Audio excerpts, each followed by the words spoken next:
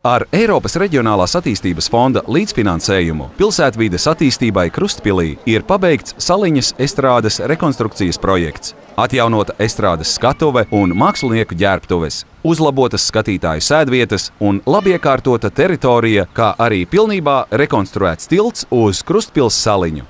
Pilsētas estrādē tagad ir iespējams veidot mūsdienīgus brīvdabas pasākumus un nodrošināt atbilstošu uzņemšanu pasaules līmeņa zvaigznēm.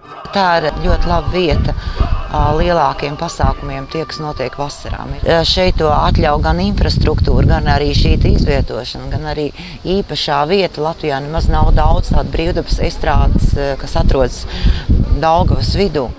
Lai nodrošinātu pašvaldības kultūras un izglītības funkciju saviem iedzīvotājiem visa gada garumā, arī ir renovēts Krustpils kultūras nams, kur radīta vieta kvalitatīvu kultūras pasākumu norisei.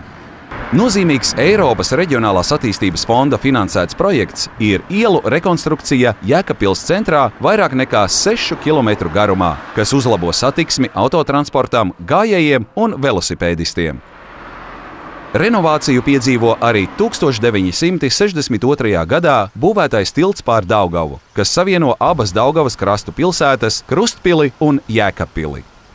Jēkabpilī Valsts Reģionālās attīstības aģentūras administrētajos pilsētvides uzlabošanas projektos ir ieguldīti vairāk nekā 9 miljoni latu ERAF līdzfinansējuma, kas veicina pilsētas attīstību un tās iedzīvotāju labklājību, sekmē uzņēmējdarbību, darba vietu sabiedrisko pakalpojumu un kultūras pasākumu pieejamību.